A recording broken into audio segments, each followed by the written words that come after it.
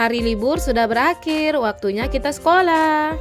Halo, assalamualaikum. Apa kabar teman-teman semua? Semoga dalam keadaan sehat, amin. Berhubung hari libur sudah berakhir, waktunya besok anak-anak sekolah. Jadi hari ini saya mau mempersiapkan peralatan sekolah anak-anak. Hari ini itu hari Minggu, jadi besok pagi hari Senin anak-anak sudah mulai sekolah. Jadi hari ini saya mau menyampul semua buku sekolah anak-anak. Di sini kayaknya saya lagi ngomong ya, lagi menjelaskan, tapi saya lupa ya apa yang saya jelaskan. Ini saya lagi megang sampul buku ya, yang berwarna ungu. Kenapa warna ungu? Nggak tahu kenapa ya, waktu itu saya suka aja dengan warna ungu, jadi ya udah deh saya beli. Ini saya beli bukunya itu dari jauh-jauh hari, kalau nggak salah waktu itu habis lebaran kan, waktu itu anak saya dapat THR ya dari Kak Farida, alhamdulillah. Jadi waktu itu saya langsung belikan buku-buku sekolah selain untuk beli baju lebaran. Selain saya belikan buku, saya juga belikan pensil, pena, penghapus, penggaris. Tapi sayangnya saya itu nggak beli baju, nggak beli tas. Dan sekarang saya lumayan agak sedikit menyesal ya, harusnya waktu itu saya juga belikan tas, belikan baju, tapi ya nggak apa-apa lah ya, waktu itu saya nggak kepikiran ke situ. Soalnya waktu itu kan mau lebaran ya, jadi saya itu malah memilih untuk beli baju lebaran daripada baju sekolah. Sekarang saya udah mulai ya nyampul-nyampul bukunya. Kalau ada yang bertanya kenapa sih Bun nggak anaknya aja yang nyampul bukunya? Karena yang pertama, anak saya itu laki-laki. Jadi kalau anak laki-laki ini nggak sama seperti anak perempuan ya.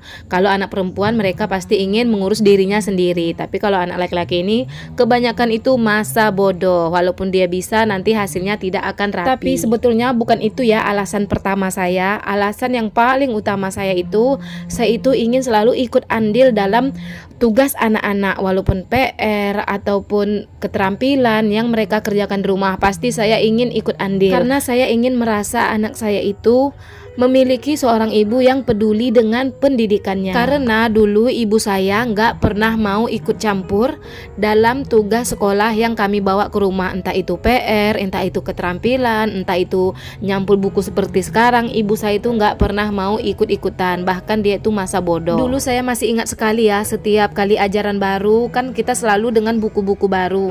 Yang selalu menyampul buku kami itu adalah almarhum ayah saya.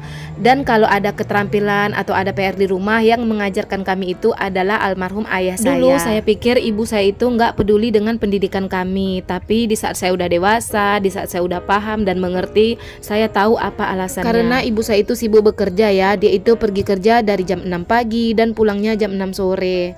Itu berlangsung setiap harinya. Jadi di waktu malam hari mungkin itu waktu istirahat dia, makanya dia tidak pernah ikut membantu dalam pelajaran kami. Karena kami itu terlahir dari orang susah ya, bukan orang kaya. Jadi orang tua kami itu harus bekerja ekstra untuk kebutuhan sehari-hari kami. Kalau almarhum ayah saya, dia itu memang bekerja juga setiap harinya, tapi dia selalu meluangkan waktu untuk mengurus kami. Tapi bukan berarti ibu saya itu tidak ikut andil dalam mengurus kami. Beliau juga mengurus kami, hanya saja ada waktu-waktu tertentu yang beliau habiskan hanya untuk kerja dan kerja. Itu pun juga demi masa depan anak-anaknya. Kalau saya kan hanya ibu rumah tangga biasa, jadi makanya saya itu lebih banyak waktu di rumah untuk mengurus anak-anak. Berbeda ya dengan orang tua saya, kalau beliau memang kebanyakan waktunya itu di tempat kerja. Mungkin kalian ada yang bertanya-tanya ya, emang kerjaan emak saya itu apa sih? Kok perginya jam 6 pagi, pulangnya jam 6 sore? Pekerjaan kami itu dulu adalah pembuatan batu bata yang untuk membuat rumah itu. Tapi batu bata itu ada banyak jenisnya ya. Ini itu batu bata merah yang dicetak pakai tangan di zaman itu. Kalau di zaman sekarang sih mencetak batu batanya itu pakai mesin, udah nggak ada lagi yang pakai tangan. Kalau di zaman saya dulu mencetak batu bata itu pakai tangan. Bahkan dulu saya juga ikutan ya mencetak batu bata pakai tangan, tapi sayangnya zaman dulu itu tidak ada HP yang modern seperti zaman sekarang. Jika saat itu ada HP secanggih HP sekarang, mungkin saya juga akan merekam setiap kegiatan saya saat mencetak batu bata. Tapi nggak tahu juga sih apakah waktu itu saya mampu untuk beli HP. Kalau ada HP canggih, kayaknya nggak mampu ya. Di zaman itu mungkin sudah mulai ada HP, tapi tidak setiap orang memiliki HP, nggak seperti zaman sekarang ya. Zaman sekarang anak SD si bocil aja udah punya HP sendiri. Kalau di zaman dulu, waduh, mungkin dalam satu keluarga cuma satu HP, itu pun kalau saya ada. Lupa ya di tahun berapa, entah 2004, 2005 atau 2006. Yang paling saya ingat pertama kali saya kerja keluar yaitu di tahun 2009. Saya itu pergi kerja keluar, kerja di pabrik roti. Kenapa saya memilih untuk kerja di luar karena saya udah nggak sanggup lagi ya kerja batu bata. Saya bukan nggak sanggup kerjanya, tapi saya nggak sanggup pergi kerjanya. Saya nggak tahu berapa kilometer yang harus saya tempuh setiap paginya untuk menuju ke tempat batu batanya atau ke tempat pabrik batu batanya. Kalau hanya 1 atau 2 kampung yang dilewati untuk sampai menuju ke tempat batu batanya, mungkin itu nggak terlalu jauh ya. Tapi ini beberapa kampung yang harus dilewati untuk sampai menuju ke tempatnya. Dan itu saya lakukan setiap paginya berjalan kaki. Puluhan kilometer atau mungkin ratusan kilometer yang harus saya lalui setiap paginya. Kalau pulangnya di siang hari, saya itu menggunakan motor ya dengan almarhum ayah saya. Tapi kalau mau berangkat di pagi hari, saya ikut ibu. Dan itu berjalan kaki setiap paginya. Setelah beberapa tahun berlalu, akhirnya saya memutuskan untuk stop ikut ibu saya karena saya merasa udah nggak sanggup lagi. Dan akhirnya saya mencari pekerjaan di luar atau di luar kampung. Ya, kalau saya mengingat masa lalu itu ada sedihnya, ada bahagianya, masa remaja, masa anak-anak. Oh ya, saya kan putus sekolah ya, jadi saya itu bekerja lebih cepat daripada usia saya. Jadi masa remaja saya itu dihabiskan untuk bekerja, bukan untuk berleha-leha atau jalan sana jalan sini seperti kebanyakan anak-anak zaman sekarang. Tapi ya nggak apa-apa ya, setiap manusia itu kan kehidupannya berbeda-beda. Dan dari situ saya juga mengambil banyak pelajaran. Oh ya, asik bercerita masa lalu. Ini kayaknya saya nyampul bukunya udah selesai ya, tapi nggak semua buku bisa disampul. Soalnya sampul itu kan sampul sisa ya, jadi sampulnya udah habis, sedangkan bukunya masih ada.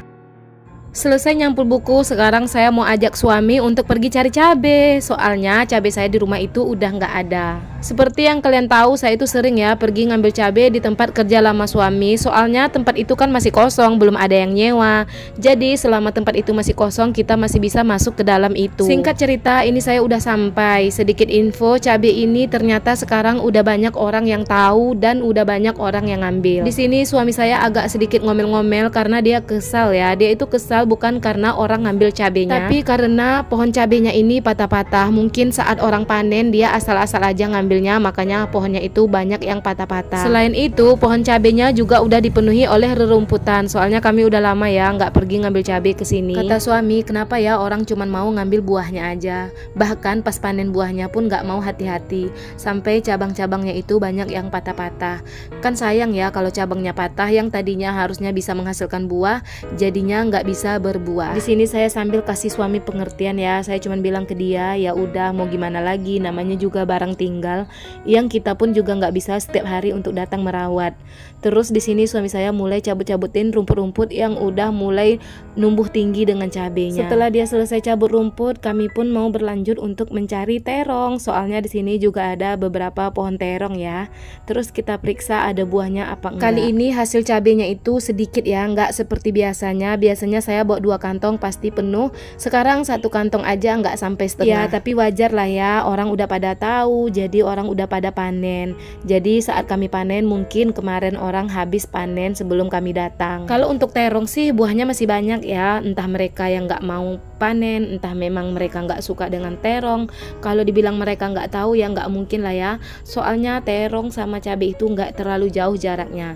Pasti mereka tahu ya, tapi mungkin mereka yang nggak mau. Barangkali yang panen cabenya nonton video saya cuma nitip pesan kalau panen cabenya jangan sampai dong dahannya itu patah-patah.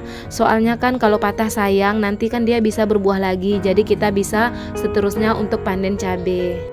Singkat cerita, sekarang saya itu udah selesai ya untuk panen terong, untuk panen cabai. Tadinya saya pengen panen daun singkong, tapi setelah saya pikir-pikir lebih baik nggak usah. Jadi sekarang kita langsung pulang aja.